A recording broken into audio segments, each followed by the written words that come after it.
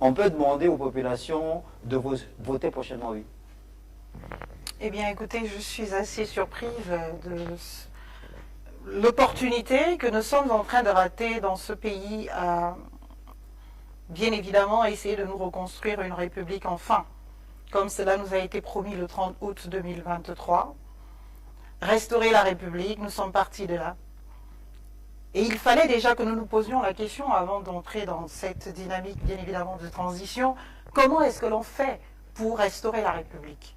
Depuis le début, nous avons essayé d'alerter sur la nécessité, bien évidemment, de nous poser des questions qui nous empêcheraient de retomber dans les travers que nous avions déjà connus dans le passé.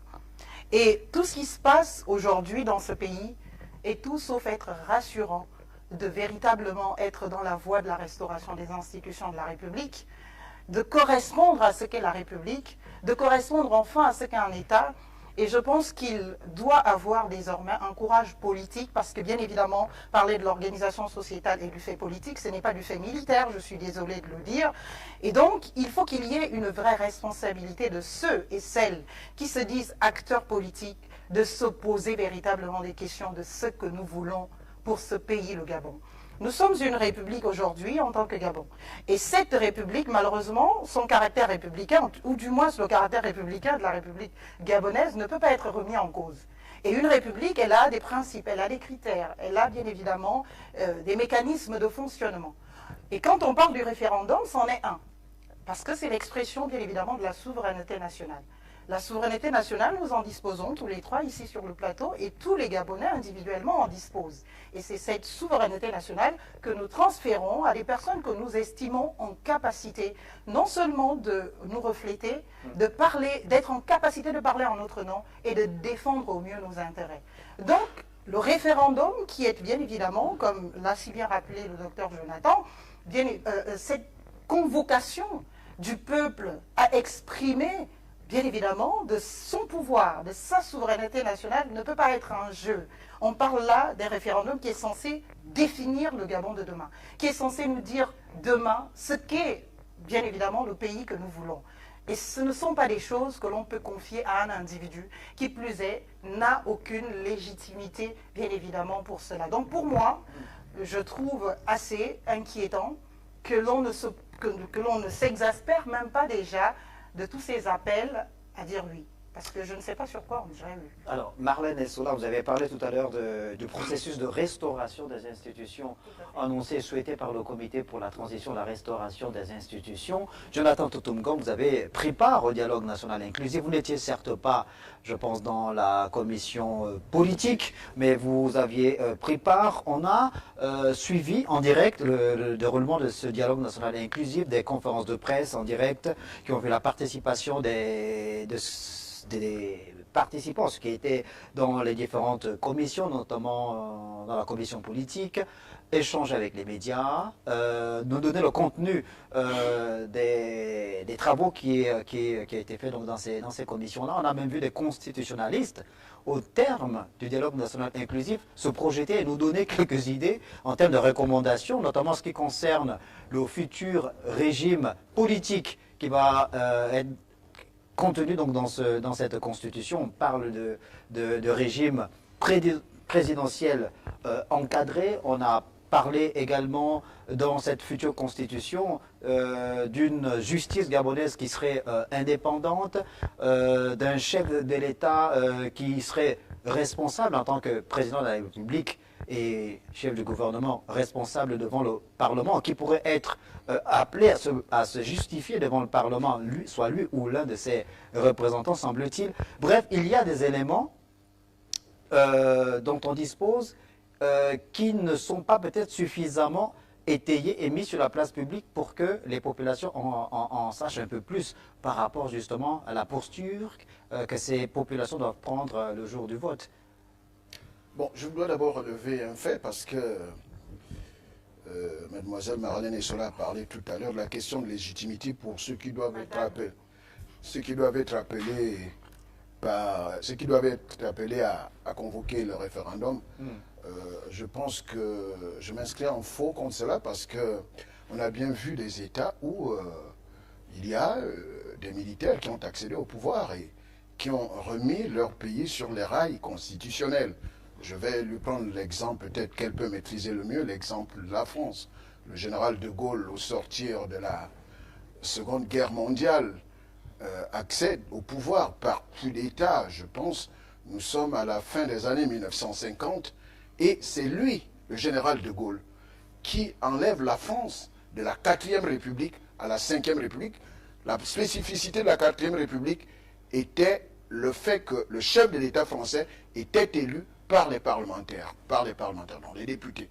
Et à chaque fois, lorsque le Parlement n'était plus d'accord avec le chef de l'État, qui était une émanation du Parlement, et du coup, on votait une motion de censure contre le président de la République française. Et ça donnait un caractère instable à la France, aux institutions françaises. Et lorsque le général de Gaulle arrive au pouvoir, pas par des voies démocratiques, mais par des voies extra-constitutionnelles, le général de Gaulle met fin à la 4e République pour instaurer le suffrage universel au niveau de la France, progressivement d'abord avec des hommes, et les femmes plus tard. Je pense que Madame Essola le sait très bien que le vote des femmes arrivera bien plus tard. Mais le général de Gaulle instaure la 5e République, qui est aujourd'hui le modèle institutionnel qui gouverne la France depuis la fin des années 1950.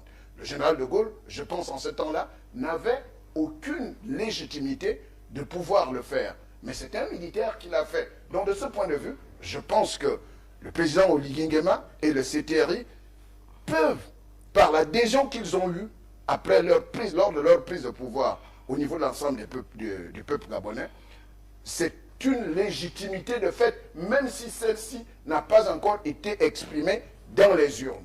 Mais c'est une légitimité de fait par le suffrage. Donc, de ce point de vue, ils sont effectivement en capacité. Et en plus, ils sont des militaires, on peut se dire qu'ils peuvent jouer un rôle de neutralité en convoquant ce référendum, en faisant en sorte qu'il y ait une remise à plat des institutions pour la restauration de celles-ci pour un Gabon meilleur. Ça, c'est là. Maintenant, revenons à la question que vous posez par rapport au contenu de la Constitution. Nous sommes face à un dilemme au niveau du Moyen-Orient. La Palestine n'a pas tort, Israël aussi a raison. Bon, les uns appellent à voter pour le oui, on ne sait pas trop pourquoi. D'autres appellent à voter par le non, on ne sait pas trop pourquoi. Autant on critique ceux qui appellent à voter pour le oui, parce que le projet de la Constitution n'est pas encore connu de tous, semble-t-il, autant il faut critiquer aussi ceux qui appellent à voter pour le non. Sur quelle base ils appellent à voter pour le non? C'est pourquoi je vous ai dit, nous sommes face à un dilemme du Moyen-Orient. Israël a raison, la Palestine n'a pas tort. Donc, maintenant, peut-être que je termine. Oui. Maintenant, vous avez évoqué certaines dispositions qui seraient contenues dans cette Constitution. Je ne peux pas me prononcer sur le sexe des anges. Bien évidemment, j'ai été acteur du dialogue, mais j'ai pris part à la commission bien-être social, mais je reste solidaire de ce qui a été décidé par mes collègues qui étaient dans la commission politique. Et de ce point de vue, je pense qu'ils se sont appuyés sur les 38 000 contributions du peuple gabonais, et ils se sont appuyés sur l'ensemble de la volonté exprimée par tous les acteurs qui étaient dans ce dialogue, plus les orientations qui ont été données. Mais je dis, il y a une question de principe. Soit on adopte le principe du non, on donne des raisons, soit on adopte pour l'instant le principe du oui, on donne une raison. Je pense que ceux qui adoptent le principe du oui, je m'inscris dans ce principe-là. Pourquoi? Parce que, si on se rend compte, que le président Oligui, en prenant le pouvoir de manière extra-constitutionnelle, a eu quand même l'adhésion populaire, et personne ne peut l'en douter aujourd'hui, même si nous n'avons pas des échantillonnages ou des statistiques. Mais au regard de l'engouement qui s'est manifesté lors de cette prise de pouvoir, on peut donc parler de cette légitimité de fait pour l'instant. Peut-être Mme Arlène Essola voudrait mettre des doutes là-dessus. Deuxièmement, la charte a été rédigée sur la base de certains éléments de la Constitution du 26 mars 1991. Or, cette Constitution a été réclamée dans son application à corps et à cri par l'ensemble du peuple gabonais, par l'ensemble des acteurs politiques. À partir du moment où la nouvelle Constitution a été inspiré par la charte de transition, a été inspiré très largement par la Constitution du 26 mars 1991, celle adoptée au sortir de la conférence nationale de mars-avril 1990, sur la base de ces trois éléments, légitimité de fait du CTRI du président Oligui, la charte de la transition inspirée de la Constitution du 26 mars 1991, et que cette Constitution du 26 mars 1991, elle-même, adulée par l'ensemble du peuple gabonais, sur ces trois éléments-là, en principe, je peux m'inscrire dans ceux qui adoptent le principe du oui. Maintenant, ceux qui adoptent le principe du non, eux aussi, ils ont des éléments à verser à l'ensemble du peuple gabonais. Maintenant, je sors par là. La dernière raison qui consiste à dire « nous n'avons pas encore vu le projet de la Constitution », mais M. Ange Pambo, moi je m'inscris contre l'expression qui dit la loi, nul n'est censé ignorer la loi. Mais je peux vous assurer que toutes les lois qui sont prises dans la République, tous les Gabonais n'ont jamais eu la connaissance de ces lois-là. Première chose. Deuxième chose, y compris la Constitution, la mère fondamentale. Même par le passé, depuis 1958-1959, jusqu'à aujourd'hui, lors de l'adoption de la première Constitution qui nous a conduit vers l'indépendance, je parie ma tête que tous les Gabonais n'ont pas eu connaissance de ces constitutions. Donc, le fait de dire la Constitution n'est pas encore connue de tous, pourquoi adopter la Constitution? C'est un raccourci très facile. Alors, qu'est-ce qui heurte la juriste que vous êtes dans cette atmosphère aujourd'hui constatée au Gabon, dans cette actualité en rapport avec l'organisation de ce futur référendum? Est-ce que vous jugez les... Enfin, c'est le point de vue de Jonathan Toutoumbo. Vous allez devoir me pardonner de rebondir sur la question de la légitimité et du parallèle que l'on fait avec, bien évidemment, le général de Gaulle en France. Oui. Vous savez, la réalité, c'est que beaucoup de personnes ont, bien évidemment, enlevé de toute la substance de la réalité de ce qui s'est passé en France pour justifier de ce qui se passe au Gabon ou en Afrique généralement, pour des combats parfois très panafricanistes et autres qui ne nous intéressent pas du tout aujourd'hui. Pour revenir à la question du général de Gaulle, le général de Gaulle est un, bien évidemment, militaire français, un général qui a fait que la France soit la France aujourd'hui. Un général qui a fait que, bien évidemment, après que la France ait été sous le joug de l'Allemagne, après que l'Allemagne ait envahi la France, après que la France soit devenue le département d'Allemagne, eh bien, a décidé de sortir de son pays et entrer en résistance, a appelé des alliés pour venir déguerpir, bien évidemment, l'Allemagne de son pays et retrouver son pays. Voilà un libérateur. C'est-à-dire que le pays était envahi par une puissance étrangère. C'est un peu comme le Cameroun peut envahir le Gabon et le Gabon devient un département, une province du Cameroun, tout comme la Guinée équatoriale aussi peut un jour finir par envahir le Gabon et faire du Gabon un département, et un militaire gabonais décide de ne pas se soumettre à l'autorité, par exemple, bien évidemment, de Malabo. Et ainsi, décide de s'exiler et d'aller chercher de l'aide. Et d'encourager ceux qui restent sur place à rester solidement en résistance. Beaucoup sont morts. Bien évidemment, des villes entières ont été, bien évidemment, éradiquées. Mais ils sont revenus des plus belles avec des alliés. Ils ont remporté cette guerre en 1940. Et à partir de là, qu'est-ce qu'il a fait, le général de Gaulle? Il a dit, je n'ai pas fait ce que j'ai fait pour, bien évidemment, accéder au pouvoir. Le pouvoir était au Parlement, et bien que le Parlement poursuive et que l'on nous ramène la République. Il est parti, bien évidemment, se reposer. Il n'a pas décidé de rester au pouvoir. Ça, c'est le général de Gaulle. Et il a continué à écrire. Il a continué de temps en temps à donner ses avis. C'est pour cela qu'en 1950, comme le dit bien évidemment le docteur Jonathan, quand il y a eu la guerre d'Alger, et que le président qui était au pouvoir en France était incapable de prendre une position qui soit de nature à satisfaire véritablement la cessation des traitements qui étaient insoutenables en Algérie et la volonté, par exemple, d'accéder à l'indépendance d'un certain nombre d'Algériens, que les parlementaires, justement, ont décidé d'appeler, qui avait le pouvoir de destituer le président à ce moment-là, d'appeler le général de Gaulle à l'aide. Et tous ont voté à l'unanimité pour dire, monsieur le général de Gaulle, s'il te plaît, à l'aide, viens, on a besoin de ta sagesse, on a besoin de tes lumières.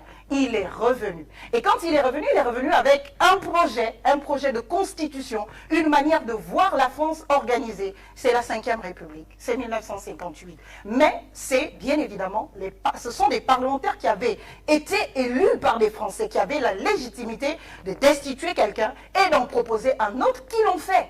Et donc, quand ils décident qu'on veut le général de Gaulle parce qu'on n'arrive plus à gérer, on ne peut plus tenir, et le général de Gaulle, lui qui nous a sauvés en 1940, lui grâce à qui la France existe aujourd'hui en tant que France, eh bien, serait peut-être de nature à nous permettre de rester une France digne et qui reste dans le temps.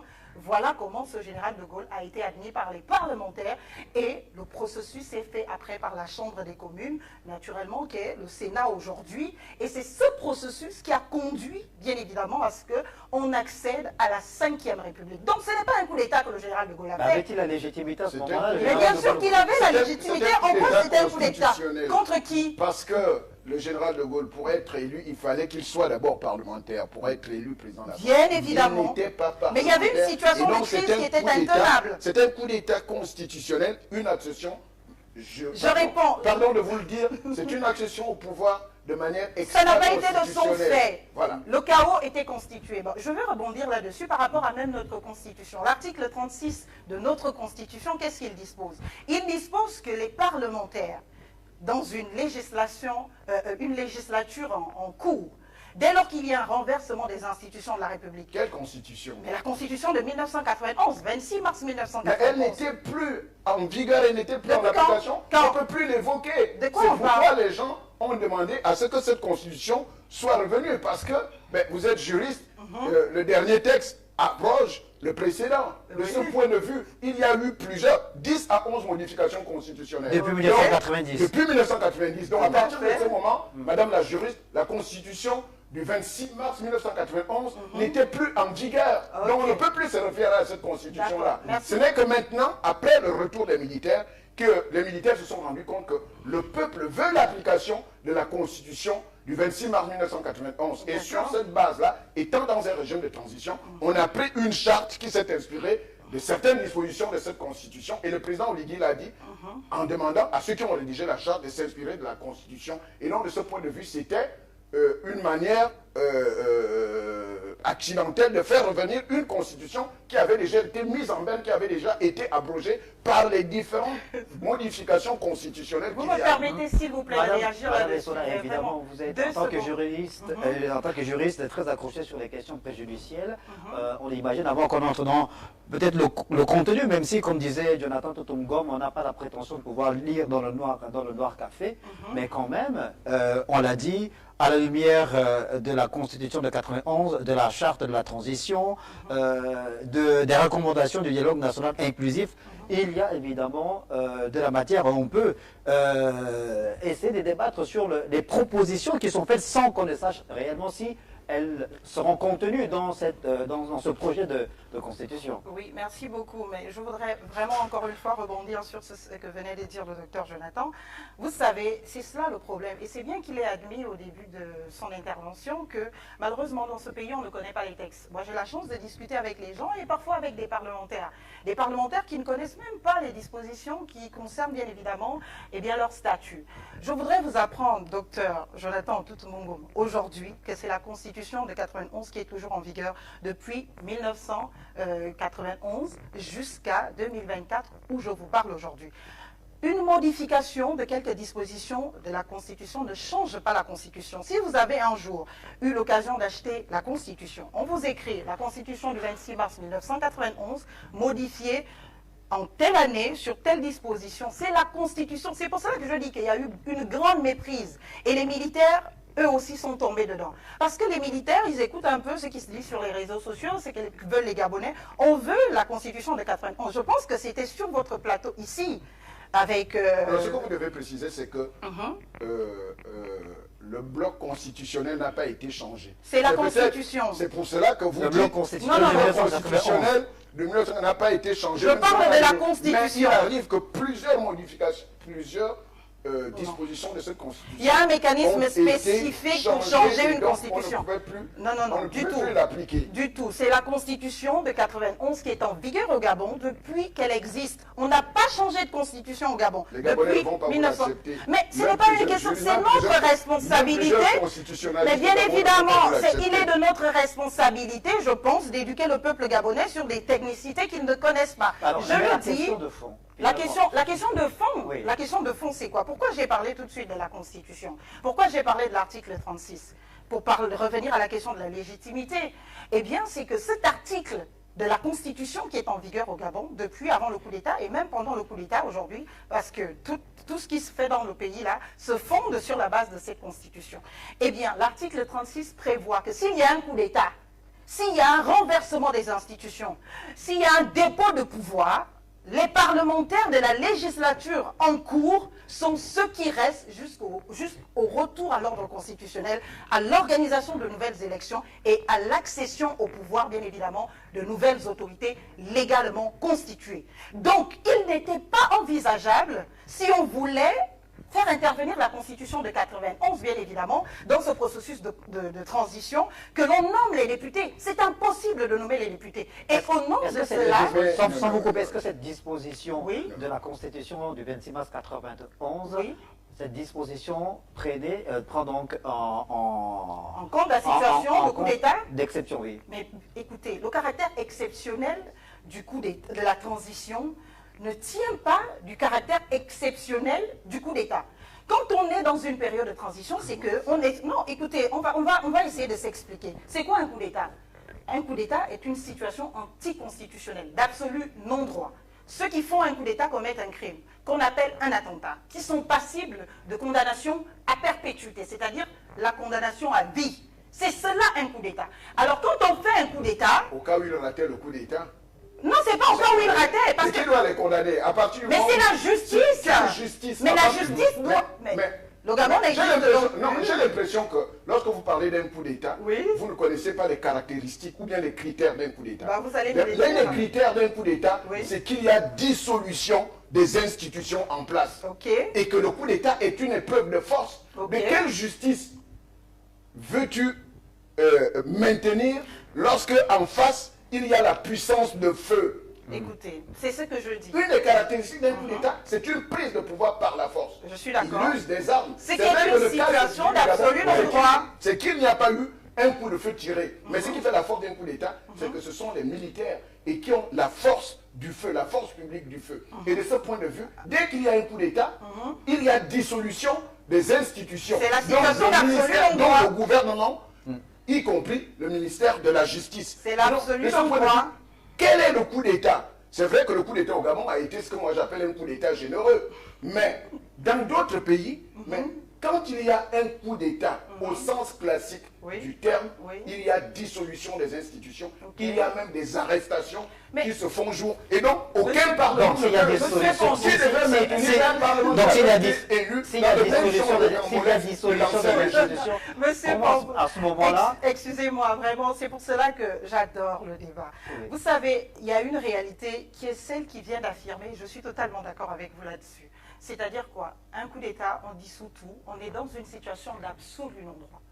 C'est pour cela qu'il faut, quand il y a un coup d'État, on est dans une situation d'absolu non-droit, on peut tout faire, on peut tuer tout le monde, on peut décider de brûler tout ce qu'on veut jusqu'à ce qu'on ait une force en face, eh bien, qui contre-attaque.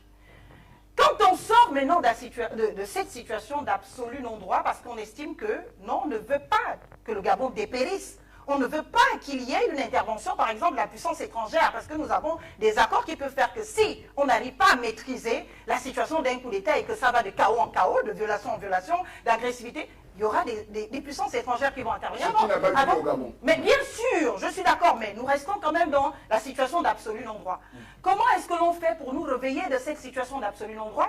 On fait une période de transition. La période de transition est donc, bien évidemment, ce qui nous enlève de la période d'absolu non-droit et qui va nous conduire dans une période d'absolu droit avec le retour à l'ordre on constitutionnel. est dans ce processus-là. On est dans- Nous sommes justement, mais donc, quand nous sortons de la période d'absolu non-droit, on retrouve bien évidemment, eh bien, le fonctionnement des institutions, D'où l'évacuation. la mise en place des institutions de transition, dont le Non, Parlement non, non, de non, il n'y a pas transition. d'institution de transition, ça Mais il y en n'existe a. pas. Non, il y a des organes de la transition.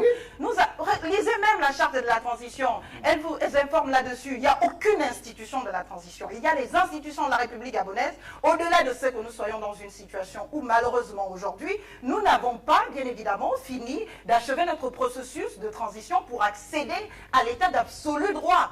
Il faut qu'il y ait un cadre exceptionnel. Et le caractère exceptionnel de la situation ou de la période de transition ne tient pas, bien évidemment, de l'autorité abusée ou abusive de faire tout et n'importe quoi. C'est pour cela que dans une période de transition, on définit l'objet. L'objet de la nôtre, c'est quoi? La restauration des institutions. Quand avons-nous eu l'occasion de nous poser enfin, pour nous poser la question de ce que nous entendions véritablement par cette restauration des institutions? Mais ça a été débattu largement lors du dialogue national. Non, c'est quoi la restauration des institutions? Du 2 au 30 à Oui, oui, oui. C'est quoi la restauration La des restauration des institutions, Oui. c'est avoir des institutions désignées de manière crédible, transparente et dont les résultats ou bien la mise en place est acceptée par tous à l'unanimité. Je vous prends un exemple. Ok. On a toujours dénoncé le caractère rocambolesque de la désignation ou bien de l'élection des membres du Parlement. Donc vous aviez fait état tout à l'heure qu'il fallait maintenir un Parlement selon l'article 36 d'une constitution qui avait déjà été abrogée. Très bien. Mais ces députés-là n'ont jamais été reconnus véritablement comme les représentants du peuple, parce que leur élection a été entachée de plusieurs irrégularités. Donc maintenant, la restauration dont il est question ici, c'est de faire en sorte qu'il y ait un code électoral accepté par tous, qu'il y ait un découpage électoral qui soit tout à fait équitable selon les critères de la démographie ou les critères de la superficie, pour que la répartition des parlementaires qui est issue de ce découpage-là soit acceptée par tous. Et à partir de cela, lorsqu'il y a la convocation d'une élection législative, que les populations reconnaissent les résultats issus des urnes et que les députés et les sénateurs sortis de cette élection soient acceptés par tous et que tous les acteurs ou toutes les forces vives de la nation, partis politiques, société civile, population, acceptent que c'est lui, la majorité des parlementaires qui s'est dégagée, est l'émanation de la volonté populaire. C'est cela la restauration, par exemple, de l'institution parlementaire. La restauration du président de la République, l'institution du président de la République, c'est que lorsqu'il y a une élection présidentielle, que les Gabonais, le peuple se reconnaît dans celui qui est proclamé vainqueur à partir des résultats, bureau de vote par bureau de vote, et que les résultats sont remontés sans qu'il n'y ait contestation. C'est ça la restauration, c'est-à-dire avoir des institutions qui soient crédibles et dont la composition est acceptée par tous, comme ayant été l'émanation de la volonté populaire. C'est cela la restauration. Et maintenant, je pense que le pouvoir de transition qui gouverne le Gabon aujourd'hui est dans ce processus, parce que nous ne faisons... Je vous ai entendu dire tout à l'heure qu'il ne faut pas qu'on fasse du n'importe quoi. Il n'y a pas de n'importe quoi. Nous sommes dans un processus de restauration. Pourquoi? Parce qu'à l'accession du président Oligui et du CTRE au pouvoir, il y a eu la mise en place des organes de transition. Parce qu'il y a deux situations lorsque les militaires accèdent au pouvoir. C'est bien que vous précisiez organe désormais, voilà, pas institution. J'ai dit, quand les militaires accèdent au pouvoir, il y a deux schémas à prendre. Le premier schéma, c'est qu'ils gouvernent par un dictat. Le deuxième chemin, c'est qu'il y ait un vernis démocratique en adoptant une charte de transition qui met entre parenthèses la Constitution, mais qui est quand même un semblant de Constitution. Sur la base de la Sur charte. la base de la charte. Donc, là-dessus. de ce point de vue, je pense que nous sommes dans la restauration des institutions, puisque les militaires n'ont pas gardé le pouvoir pour eux, sans un organe qui soit représentatif. Ils ont même associé les civils, ce qui est un cas exceptionnel, parce que vous savez, le pouvoir, dans les démocraties populaires, c'est-à-dire dans le monde communiste, on dit le pouvoir, quand vous l'avez, vous l'exercez. Si vous avez le pouvoir, vous devez l'exercer. Donc, de ce point de vue, je pense que nous sommes dans ce processus-là. On ne peut pas juger un processus qui est en cours. Il y a eu la mise en place des organes de la transition. Maintenant, il y a eu un chronogramme qui a été publié en octobre. Et je veux vous rappeler que le Gabon, de tous les pays d'Afrique francophone qui ont connu des prises de pouvoir extra-constitutionnelles ces dernières années, le Gabon est le seul pays à avoir décliné un chronogramme de sortie de transition clairement énoncé et qui aujourd'hui est respecté. Donc, de ce point de vue, on ne peut pas dire qu'on fait n'importe quoi. En On est dans réalité, un processus. D'accord. Marlène Essola, est-ce que, Oui. selon vous, ce processus de restauration ne sera abouti que lorsque le projet de constitution sera terminé, lorsqu'on aura une idée précise justement sur la nouvelle organisation politique, le nouveau régime politique, les dispositions de la Constitution qui nous diront si l'appareil judiciaire gabonais est désormais indépendant? Est-ce que c'est vers ça que vous êtes en train de... Non, de du tendre tout. là? Moi, je ne m'attends pas à cela et je ne tends pas vers cela. Pour une simple et bonne raison que, bien évidemment, les observations que fait le docteur Jonathan ici ne sont pas d'intérêt pour moi dans l'analyse de ce que peuvent être, bien évidemment, peut être la restauration des institutions. Dire qu'il faut que, bien évidemment, quand on nomme ou quand on désigne, quand on vote un président, il soit véritablement élu, ça ne se décrète pas, mon Dieu. Dire qu'après une élection, il faut que le peuple accepte les résultats, ça ne se décrète pas.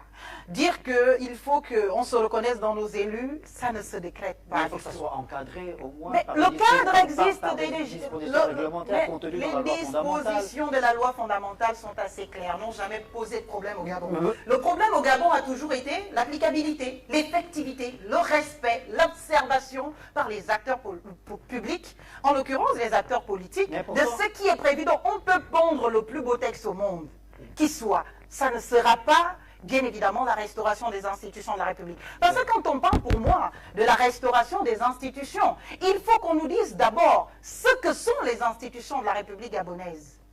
Comment elles ont été détériorées, comment elles ont été dégradées, comment elles ont été amputées, tuées. Mais Pour ça, qu'on les restaure. Mais ça, les Gabonais l'ont vécu plus ou moins dans Mais leur bien évidemment, quand on chair. rentre dans une procédure, dans un processus de transition où l'on veut restaurer ces institutions, il faut l'établir noir sur blanc. Ce n'est pas partir sur des choses qui seraient de nature, pour, à mon humble avis, de ne relever que de la bonne volonté que ça fonctionne. Et finalement, ça ne fonctionne pas. Parce que, bien évidemment, on peut élire quelqu'un démocratiquement. Et finalement, le peuple ne pas être d'accord. Et avoir quand même des gens qui manifestent, qui n'acceptent pas ce résultat. À partir de cet instant, docteur, vous faites quoi? Vous dites qu'on a échoué la restauration des institutions parce que finalement, au sortir d'une élection, quelqu'un qui a été élu est contesté. S'il a été élu par exemple 50%, 51% de la population, il y a 49% qui ne l'ont pas élu, qui sont fâchés, qui n'acceptent pas le résultat, qui estiment que le résultat est trop proche.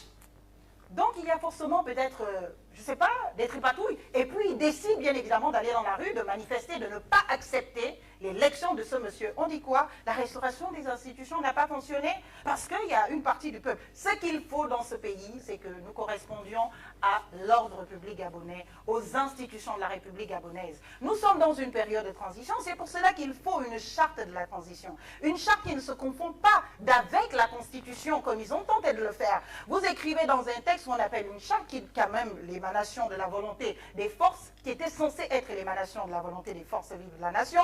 On a appris que c'est le CTRI désormais ce qui constitue au Gabon les forces vives de la nation. Donc ce qui est décidé unilatéralement par le CTRI est considéré comme avoir été décidé par les forces vives de la nation. Alors que les médias sont les forces vives de la nation. Est-ce que les médias que vous êtes, bien évidemment, vous avez fait partie de ce groupe d'acteurs de notre pays, du CTRI, qui ont décidé de cela? Je finis.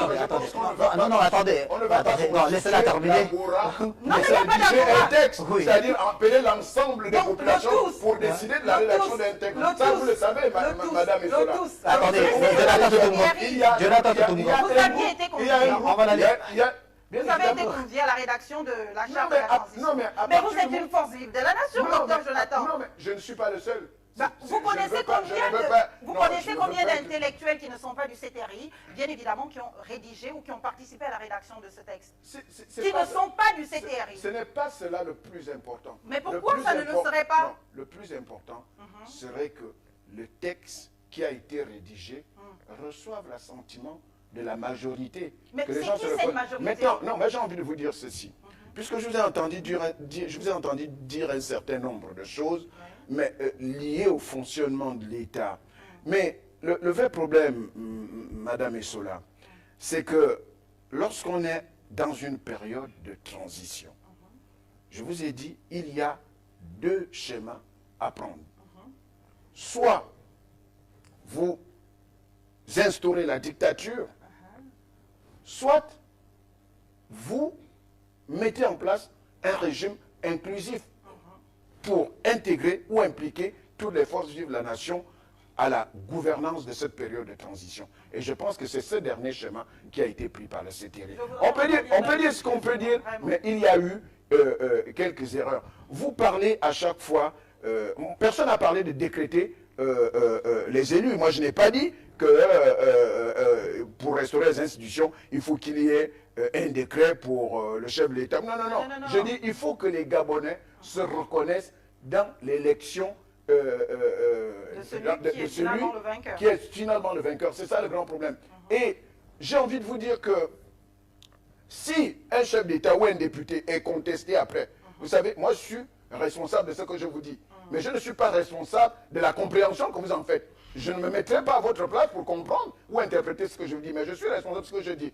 Les Gabonais sont responsables du vote ou bien de celui qu'ils ont voté. Mais ils ne sont pas responsables des agissements de celui-ci après. C'est ce qui attire les contestations. Mais vous savez, dans bien des pays au monde, il y a eu des présidents démocratiquement élus à une très large majorité. Mais lorsqu'ils se sont écartés de ce sur quoi ils ont présenté au peuple comme projet de société ou projet de gouvernement, le peuple est en légitimité de pouvoir les contester.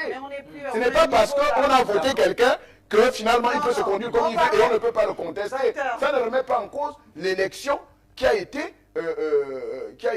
celle des populations. Donc, de ce point de vue, les populations ne sont pas responsables de la conduite après. D'où la contestation de certains élus qui auront été désignés de manière démocratique par les populations. Marlène Soda, vous allez donner le change à Jonathan Totungom. Oui. Ensuite, on va avancer. Mettra évidemment, on va diffuser un extrait d'une émission de nos confrères de TV+, et on revient sur le débat. Oui, merci beaucoup. Je voudrais revenir sur une chose. En fait, j'ai l'impression que ce qu'est en train de nous expliquer docteur Jonathan Totungom, c'est que, ben écoutez, si vous êtes kidnappé par quelqu'un qui donc commet un crime, le kidnapping est un crime. Vous êtes kidnappé par quelqu'un, il vous blesse, il vous ampute d'une main, et puis finalement, il ne vous tue pas. Vous devriez vous sentir heureux qu'il ne vous ait pas tué et lui être reconnaissant parce qu'il y avait deux possibilités. Il aurait pu vous tuer, mais il a décidé de ne pas vous tuer. Il a décidé même de vous entretenir chez lui. Il faut que nous soyons clairs sur un fait. J'en viens. C'est une image que je prends par rapport à la situation de coup d'État. Je ne voudrais pas, en tout cas, je ne voudrais pas qu'on arrive à une situation où on peut légitimer un coup d'État. Un coup d'État est un crime passible de la condamnation à perpétuité. C'est ce qui remplace aujourd'hui la condamnation, la peine de mort. Est-ce que vous estimez aujourd'hui que les Gabonais sont des sadomasochistes, sachant que ces populations gabonaises ont adhérer, saluer et continuer aujourd'hui. Non, du tout, je ne peux pas me permettre de dire ça. Ça serait faire injure à ces Gabonais. Je suis d'accord, au jeu de la loi, un coup d'État est un crime. Mais rien ne peut justifier. Mais il y a des coups d'État qui sont justifiés. Et saluer, un coup d'État. Non, mais attendez. Oui. Prenez, je vous ai dit tout à l'heure, toute étude se nourrit de comparaison. Il y a des coups d'État justifiés. Il arrive des moments où le peuple n'en peut plus, mais le peuple n'a pas les moyens pour pouvoir dégager un régime. Excusez-moi de l'expression triviale, de pouvoir dégager un régime. Mais arrive le moment où le militaire qui défend l'intégrité du territoire et qui défend l'intégrité de la population. On ne peut pas porter atteinte aux institutions et les défendre en même temps. Lorsqu'un régime porte atteinte à l'intégrité physique et morale d'une population, la dernière solution, le dernier rempart de cette population, c'est de faire en sorte que ceux qui ont la force pour défendre cette population viennent à bout de ce régime. Il y a eu des cas où, institutionnellement, sur le droit international, ou même au niveau du droit positif, le coup d'État est condamnable. Mais à partir du moment où rien ne vaut le peuple, si ce coup d'État est appelé à sauver le peuple de sa souffrance, à partir de ce moment-là, ce coup d'État est adoubé, est justifié. Il y a eu plusieurs cas à travers l'Afrique, à travers le monde, où le coup d'État a été adoubé. Je me permets vraiment de rebondir là-dessus. Vous savez, on est totalement d'accord sur les premiers constats. C'est sur les conclusions que nous ne sommes pas souvent d'accord. Ce que vous dites est totalement vrai. Et parce que ce que vous dites, je suis en train de vous dire que vous ne pouvez pas me dire les militaires auraient pu nous imposer la dictature. Non, ils n'auraient pas pu nous imposer la dictature parce qu'on n'aurait pas adhéré à ce coup d'État. Parce qu'on a adhéré à ce coup d'État parce qu'il y a eu la promesse de la restauration des institutions, la promesse de l'effectivité de l'État de droit, parce qu'il y a eu la promesse, justement, bien évidemment, de la séparation de pouvoir. Non, les bases déterminent. Les bases déterminent la suite. Non, madame Non, on va laisser la terminer. Non, laissez. Non, vous allez revenir. Non, mais ça fait deux fois. Ça fait deux fois que vous l'empêchez de développer son idée. Jonathan Toutoum, ça fait deux fois que vous l'empêchez de développer son idée. Ici, je pense que laissez-la développer. le docteur Jonathan a dépassé assez largement le temps de parole. Non. Il y a eu la promesse. Reprenez le discours du 30 août. Reprenez les discours des jours suivants qui ont fait, quand on entend ce discours, quand on est une amoureuse de la République comme je le suis, une défenderesse de l'état de droit, on a envie d'y croire, on se dit mon Dieu, merci les militaires. Moi j'étais fière parce que parmi ces militaires, il y avait plusieurs que j'ai pu voir à l'occasion, par exemple, des manifestations du prisonnier militaire avec qui j'ai échangé, bien évidemment, des paroles autour de mon livre « La République, c'est moi », avec qui nous avions en partage la République, ses valeurs, son effectivité. Quand j'ai vu ces militaires à la télé, ça m'a rassurée. Et quand j'ai entendu le discours, qui était un discours que je porte, qui était un discours, bien évidemment, que je défends, j'ai décidé d'adhérer à ce coup d'État. À quel moment ce discours s'est délité, selon vous? Mais bien évidemment, à partir du commencement. Le commencement, c'est quoi? On a fait une prestation de serment alors que la charte de la transition n'existait pas. Ce qui n'est pas possible parce que pour accéder, bien évidemment, à une prestation de serment, donc à l'élection ou du moins à l'admission de quelqu'un qui serait le président de la transition, il faut déjà qu'on soit conscient qu'on était dans une situation d'absolu non-droit. On sort de là, comment on fait? Le peuple est important, c'est ce que vous avez dit et je suis totalement d'accord avec vous là-dessus. Le peuple est ce qui fait tenir que le Gabon existe au-delà de la situation de la transition. Parce que, au-delà de la territorialité qui est nécessaire pour la définition ou la considération d'un État, de l'État gabonais, il y a la population gabonaise. Et c'est cette population que l'on défend en premier. Et c'est cette population qui fait que, naturellement, au-delà de tout, même la communauté internationale va regarder son adhésion ou pas. Donc, à partir du moment où on excuse dans la communauté internationale M. Oligui, à partir du moment où M. Oligui peut faire le tour du monde pour représenter le Gabon, c'est parce que nous, peuple gabonais, nous avons adhéré à ce coup d'État. Donc, ce n'est pas, bien évidemment, comme il a dit, je ne sais plus dans quelle province du Gabon, la main qui demande est en bas et celle qui demande est en haut, c'est lui qui demande. C'est lui qui a fait un coup d'État, ce qui est un crime. Il faut être d'accord là-dessus. Et c'est nous qui le justifions pour dire que oui, il a peut-être fait un crime, mais nous étions dans une situation d'exaspération qui a fait que nous arrivions, par exemple, tu es une femme battue tout le temps, ton mari te frappe, il te tue, et puis il y a un mec qui se réveille, il vient, il tue le mari pour te sauver. Tout de suite, tu vas défendre ce dernier, même si ce n'est pas bien ce qu'il a fait, même si c'est un crime ce qu'il a fait. Donc on peut reconnaître des circonstances atténuantes à ce qui a été fait, mais il ne faut pas que nos enfants qui nous regardent, nos jeunes qui nous regardent, pensent que le coup d'État est quelque chose de normal. Je finis là-dessus pour dire, on a vu l'ancien Premier ministre, comment il s'appelle, le magistrat, Julien Corbecale, qui fait une conférence de presse et qui nous dit, il serait peut-être préférable aujourd'hui d'inscrire dans la Constitution que les coups d'État sont de droit, que les militaires ont le droit de faire un coup d'État dès lors qu'ils estiment que le pouvoir ne fonctionne pas comme il faut. Qui jauge de cela? C'est ramené à compte courant de la République. Mais comment on fait ça? Comment on peut auto-amputer une constitution? On fait une constitution qui est quelque chose de légal, qui est la mère de tous les textes qui vont sortir, le droit pénal et autres, l'ordre public gabonais, comment il s'établit et autres. Et on dit que cette même constitution prévoit que les militaires fassent un coup d'État. Même si c'était pour faire des atalakou ou du conabellisme, comme on en a l'habitude dans ce pays, je pense que même Oligui ne serait pas de cet avis, parce que s'il veut être président de la République demain, parce qu'il ne l'est pas aujourd'hui, s'il veut être président de la République demain, vous pensez qu'Oligui accepterait subir un coup d'État, même dans cette période de transition? Oligui est engagé dans un processus de restauration des institutions, donc on n'imagine pas évidemment aller pas dans le sens de ce propos développé par l'ancien Premier ministre Julien Corbecale et Jonathan Toutoum. Non, mais je pense, je suis tout à fait d'accord avec ce que Mme Marlène est en train de dire.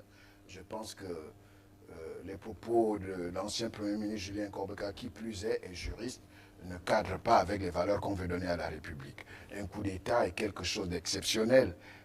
Un coup d'État est même condamné, ne serait-ce que par la communauté internationale et même par les institutions national. C'est de la De ce point de démagogie vue, ou du populisme? non, je pense qu'il a voulu, il faut le dire tout net, il a voulu peut-être agiter un chiffon blanc pour être bien vu par des militaires, parce que quelqu'un de moralement, intellectuellement bien constitué ne peut pas demander que soit inscrit dans la Constitution,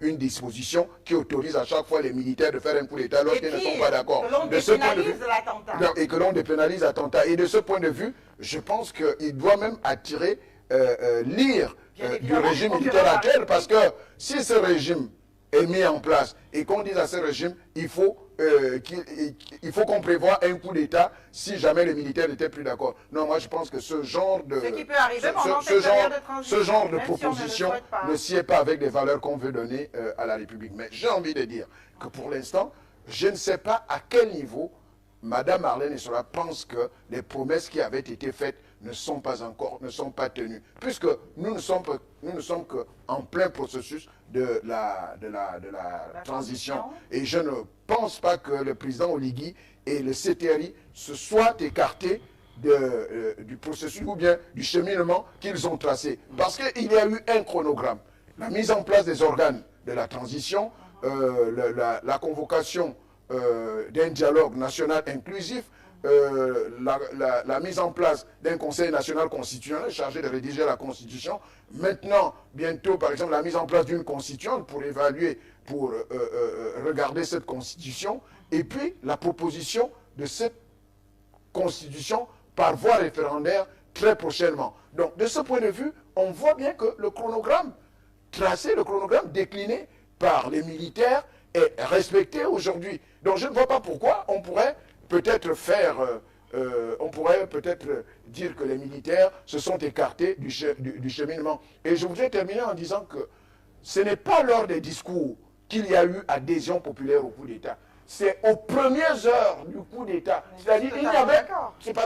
C'est parce qu'il n'y avait encore aucune déclaration des militaires. Personne ne savait même pas qui était le nouvel homme fort. Lorsqu'il y a eu ce coup d'État, la première chose des Gabonais à faire, c'était d'applaudir, de jeter les arachides aux militaires. Donc il y a eu une adhésion avant tout discours, parce qu'on ne connaîtra le nom du nouvel homme fort qu'à 14h le 30 août. C'est que vous n'avez pas écouté le discours qui annonce justement le dépôt du pouvoir d'Ali Bongo. Parce que c'est dans ce discours... J'ai suivi le discours. Si vous l'avez suivi... Le communiqué 001, le communiqué 001 exactement. du lieutenant-colonel Manfoumi le Riche, à ce moment-là, n'avait pas encore parler de la restitution de la il avait dit que le peuple, pour défendre la patrie, a pris ses responsabilités en mettant un terme au régime en place. Donc, de ce point de vue, je pense qu'il y a eu adhésion avant même les discours, parce que les populations voulaient déjà des changements. On va revenir sur Marlène Essola. Est-ce que finalement,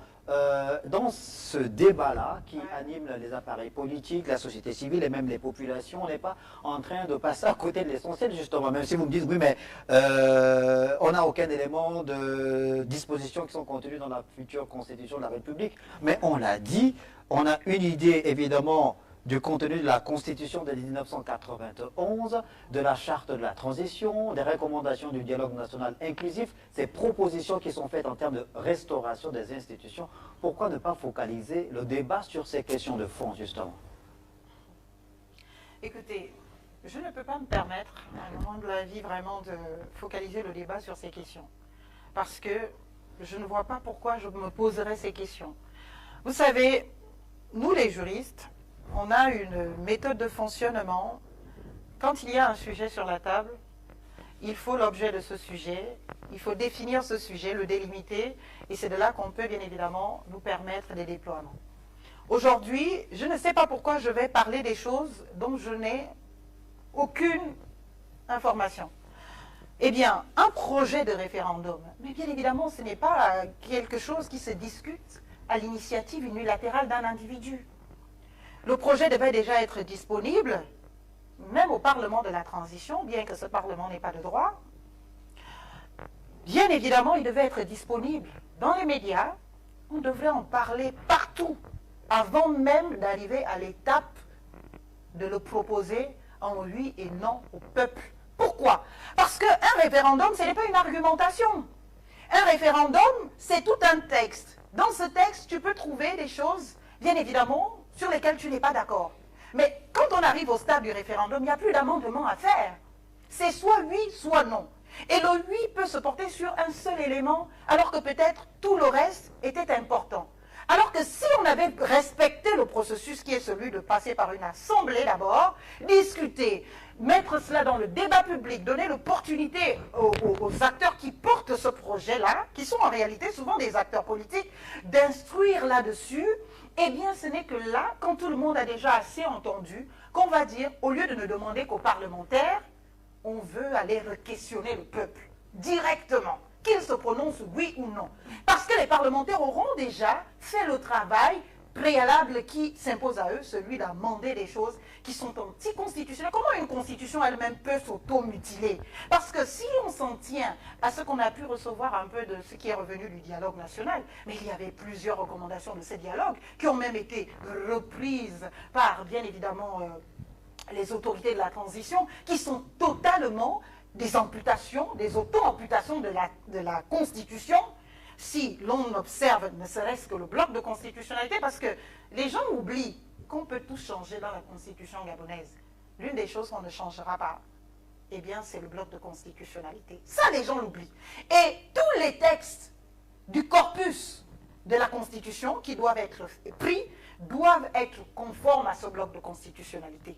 Alors, si on nous soumet un texte qui lui-même s'auto-mutile, qui lui-même s'auto-agresse, et on nous dit on répond par oui ou non, il n'y a pas d'argumentation possible, il n'y a rien de possible, ce n'est pas un référendum. On est à une étape de proposition. Jonathan Totomgom l'a rappelé tout à l'heure, il y a eu, après le dialogue national inclusif, la mise en place d'une commission, commission nationale de voilà, Vous en connaissez des conclusions chargée de...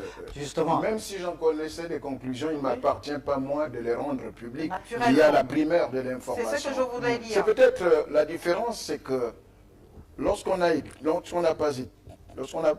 pas encore été à la gestion des affaires publiques, on peut être autorisé à tout dire.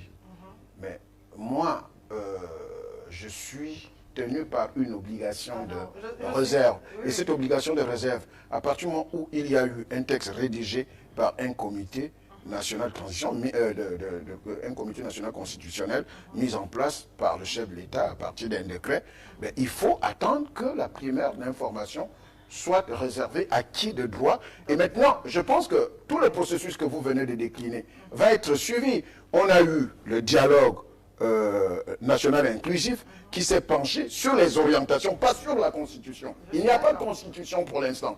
Sur les orientations, sur les orientations qui doivent être respectées pour rédiger la proposition de Constitution. Et à partir de ce moment, cette proposition de rédaction va être soumise à une constitution, constituante qui sera mise en place, je pense, dans les jours qui arrivent. Et après, la constituante, après l'examen de ce projet par la constituante en question, qui sera peut-être formée par les différentes forces vives de la nation, j'en en sais rien, je ne suis pas dans les secrets du chef de l'État. Maintenant, à partir de ce moment, après cet examen, je pense que le texte sera rendu public et maintenant soumis à l'appréciation de la population. Mais ce que j'ai envie de dire, c'est que dans aucun pays du monde, l'ensemble de la population n'a eu le contenu sémantique d'un texte de loi, quel qu'il soit cet État. On a eu les accords de Paris. Est-ce qu'on va me dire que lorsqu'on a soumis la ratification des accords de Paris par voie référendaire, est-ce que moi, j'étais étudiant et à ce moment, j'ai travaillé à la radio Fréquente où nous avons traduit les accords de Paris en différentes langues. Mais personne ne peut vous dire que l'ensemble des Gabonais ont eu le texte relatif aux accords de Paris, mais pourtant ce texte a été soumis à référendum. Même la Constitution en France, lorsqu'on la soumet à l'appréciation du Parlement, mais tous les Français ne connaissent pas le contenu d'une nouvelle Constitution. J'espère que vous mettrez pour la prochaine fois vraiment le temps de parole de chacun des intervenants. Il faut qu'il soit équitable.